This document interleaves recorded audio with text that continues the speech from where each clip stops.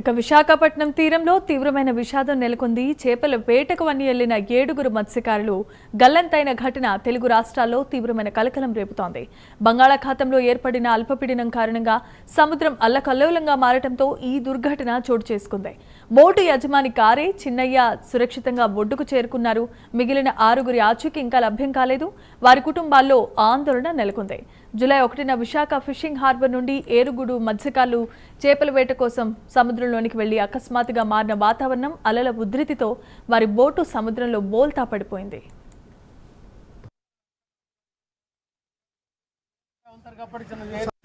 కలిసి ఆ విధంగా మీరు దరికి వరకు ఆ చిప్పు దగ్గర కలపకుండా మీరు ఆ లోకాట్లో అంతా ఎత్తండి. ఆ బోటు వాంట ఉన్నాడు కాబట్టి ఆ చిప్పుల ప్రకారంగా చిప్పు వెళ్తుంది.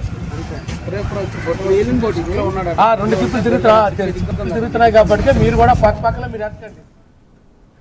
జూలై 5వ తేదీన కారే చిన్నయ్య అనే ఒక జాలారిని అటుగా వెళ్తున్న ఒక నౌక గుర్తించి రక్షించింది. అయితే విజయనగరం, విశాఖపట్నం జిల్లాలకు చెందిన చిన్న, అప్పలరాజు, గరగయ్య, కె చిన్నయ్య, సీతడు, బండియ్య, చిన్న అమ్మోరు అనే 6 మత్స్యకారుల ఆచూకీ కోసం గాలింపు చర్యలు ముమ్మరంగా కొనసాగుతున్నాయి.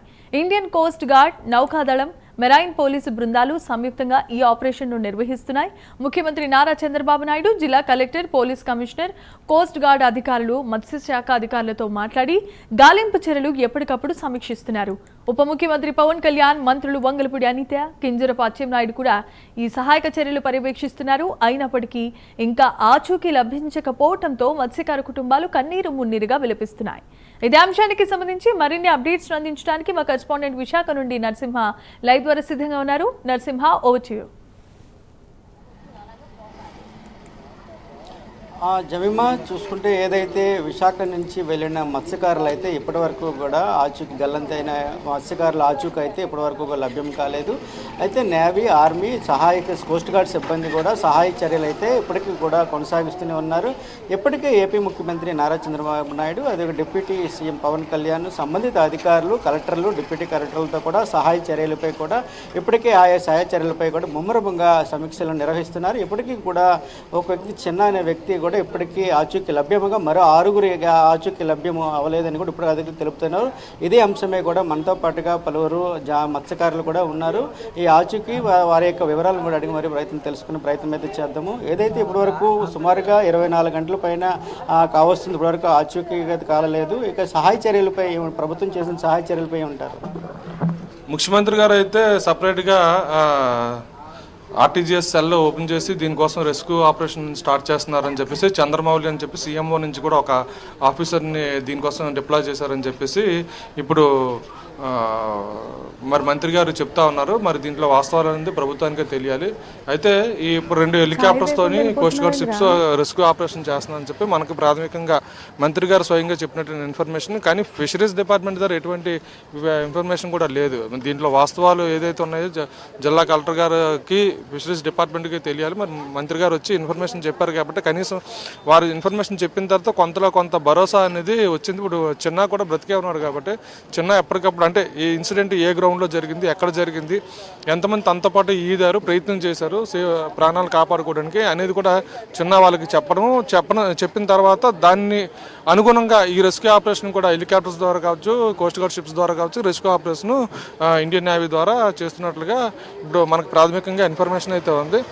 వీళ్ళందరూ క్షేమంగా ఉంటారని చెప్పి అనుకున్నాం. ఎందుకంటే గతంలో కూడా కొన్ని ఇన్సిడెంట్స్ చూసాం. ఆ ఇన్సిడెంట్స్లోని 2 రోజులు 3 రోజుల తర్వాత కూడా క్షేమంగా మత్స్యకారులు చేరుకున్న సందర్భాలు ఉన్నాయి. గంగవరం తీరంలోనే గత 2 సంవత్సరాల క్రితం అయితే 6 మత్స్యకారులు సేఫ్గా చేరుకుంటే వాళ్ళని అక్కడ గంగవరం ప్రజలు ఆదరించి ఆ ఫుడ్ అంతా పెట్టి వాళ్ళని క్షేమంగా మాకు అప్పచెప్పడం జరిగింది. ఇటువంటి ఇన్సిడెంట్స్ మేము ఫేస్ చేసాం కాబట్టి మాకైతే హోప్ ఉంది మిగతా వాళ్ళు కూడా క్షేమంగా వస్తారని చెప్పి. ఎందుకంటే వీళ్ళందరూ కూడా యంగ్స్టర్స్, చిన్న కంటే వయసులో చాలా తక్కువ వాళ్ళు. సో చిన్నయ్య ఎదగలిగాడంటే వాళ్ళు ఖచ్చితంగా ఈదుతారు.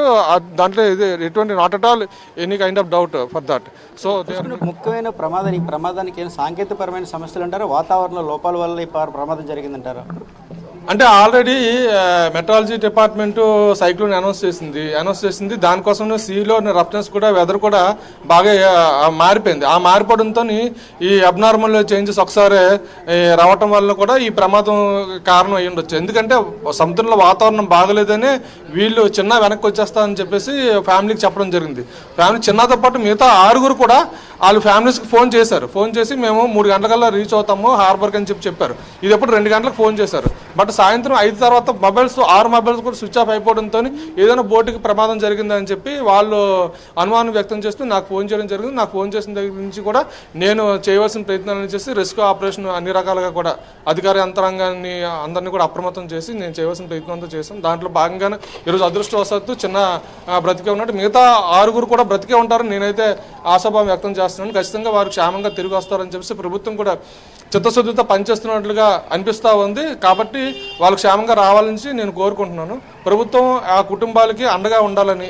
ఇంకోటి ఏంటంటే ఈ పూరి తీరంలో కూడా ఒక బోటు ఇలాగే అగ్రౌండ్ అంటారు, అంటే తీరానికి కొట్టుకొని వచ్చే పరిస్థితి జరిగింది. ఆ బోట్లో కూడా 8-9 మంది వరకు ఉన్నారు. వాళ్ళని కూడా కోస్ట్ గార్డ్ ద్వారా రెస్క్యూ చేయమని చెప్పి వాళ్ళకు ఇన్ఫర్మేషన్ కూడా ఇవ్వడం జరిగింది.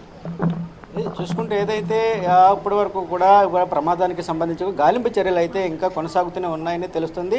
ఇప్పుడే మంత్రి కొండపల్లి శ్రీనివాస్ కూడా వచ్చి బాధిత కుటుంబ సభ్యులు ఏదైతే మత్స్యకార కుటుంబ సభ్యులను కూడా పరామర్శించారు. ఇది ప్రమాదానికి గల పూర్తిగా దర్యాప్తు అదేవిధంగా పూర్తిగా సర్వే కూడా నిర్వహించి ప్రమాదానికి పూర్తిగా ఇప్పటికే ఆయా ప్రాంతాల్లో కూడా గాలింపు చర్యలు చేపడుతున్నారని చెప్తున్న పరిస్థితి నెలకొంది. Jemimah right, thanks for the updates Narasimha.